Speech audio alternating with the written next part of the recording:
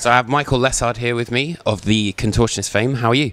Doing pretty good. Doing pretty good, yeah. So I was going to ask, does Clairvoyant have a sort of a narrative of sorts? Yeah, absolutely. So I'll take a step back and talk about Language real quick. Okay. So Language is an album that at that time, basically my best friend from the age of 4 years old, he ended up passing away from a drug addiction. So I wanted to write a positive album because that's what I needed in my life at that time. And he lost his battle with a drug addiction roughly about a year or two after his mother had passed, so he kind of spiraled out of control. And the mother-son, and there's a lyrical reference on that album that references a mother and son relationship and the nurturing light that it gives to grow. But yeah, that album is based more in metaphor. So Clairvoyant is a look into the downside and the darker side of that, which was his downfall with drug addiction. Is that why a lot of the musical themes on it is kind of a lot darker and, you know, there's more kind of tones there? Exactly, and that's why even the singing approach is a little more laid back and subdued, because his the battle he lost with drug addiction was to opiates, which is generally looked at as like a downer, if you will. So people who tend to be high on it slur their speech. They're not very conscious. They nod out, in and out of consciousness. Which there's lyrical references to nodding on and stuff like that, which technically somebody nodding off and on, in and out of consciousness. So is that why the album has got this? It's almost kind of like a cyclical sense to it. How, you know, monochrome. Passive? Yeah. Is that the first one? And then and then pensive. Yeah. So there's that, as well as, you know, the idea of relapsing and trying to beat addiction and then relapsing and all that stuff. But yeah. Okay, that's really interesting. Yeah. So previously we spoke, I think it was in Coco or something, and you mentioned that you're a fan of Justin Bieber. Yeah. And like all sorts of other pop sort of stuff. But I was just wondering, what is it that you take away from pop artists and you put into the Contortionist? I think a lot of production ideas and just the ability to simplify things and focus more on the nuance than the showmanship of it all. Because in technical and progressive music, there tends to be this aspect where you try to put all your cards on the table at once. And with pop music, it's a lot more subliminal and a lot more hidden in what's going on, and there's a lot more storytelling I find in pop music, not even just in a lyrical sense. So even say like a lot of pop songs will start with a few measures of the chorus chord progression at the start of the song, and then the verse kicks in, and that's so when the chorus hits, in your mind you go, I feel like I've heard this before, and it's because you have. It's because you heard it at the very start of the song.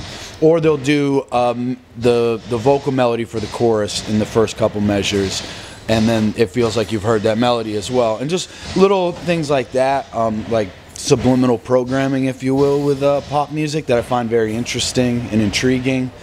And honestly, the beauty of the nuance, which is kind of keeping a very similar thing throughout the whole song and just nuancing it and changing little aspects to make it pop a little more every time it happens. And this kind of returns to what you were talking about with your friend and Clairvoyant and everything like that, but I noticed recently that you've got a couple of Instagram posts that relate to this guy called Ethan, is that correct? Or Facebook?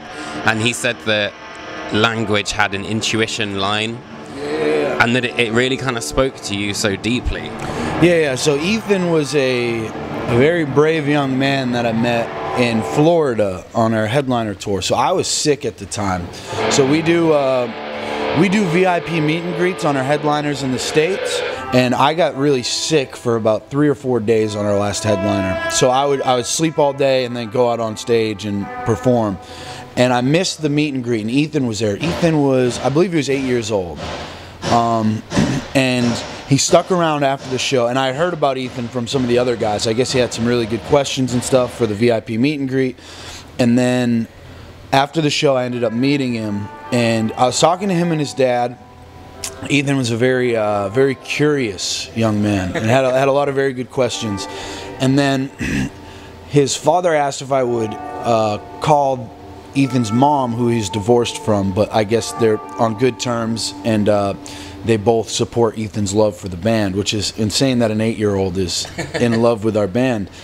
So I talked to his mother, and his mother explained to me that Ethan had been getting bullied at school, and that from the lyrics on Language, he had perceived them to be lyrics that were about being nice to people and not resorting to violence and being mean back.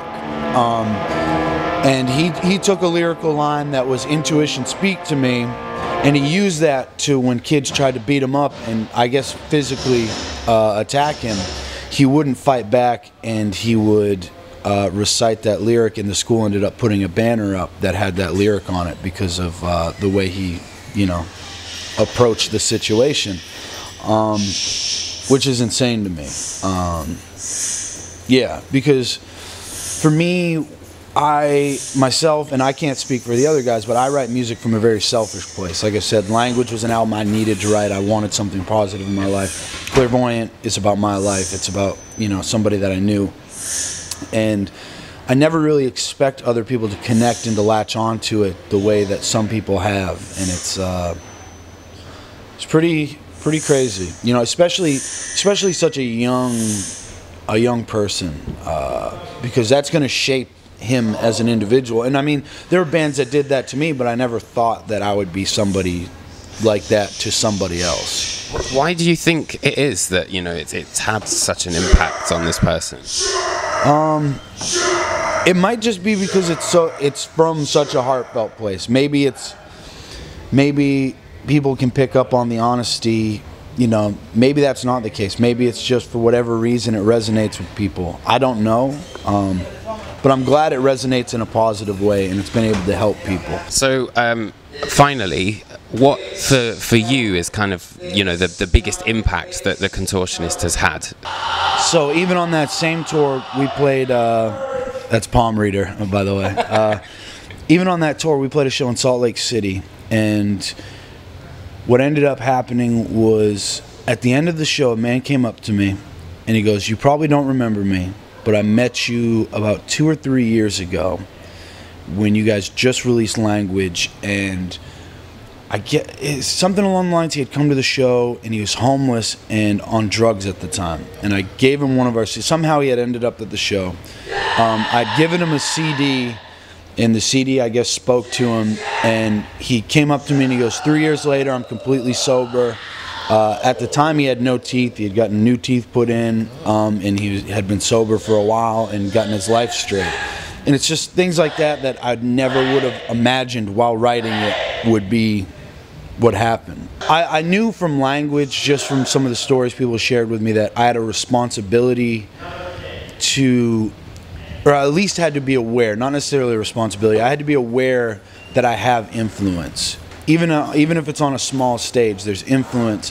And I think a lot of bands don't really pay much mind to that, in that, you know, you can change things, even if it's a couple people's lives, you know. And with Clairvoyant, even though it's a darker thing, I feel like people that were in a dark place could relate to it and latch a hold of it and pull some sort of good out of it. So yeah, and I didn't want my friends' loss with drug addiction to be the end of that, to be the end of what he stood for. You know what I mean?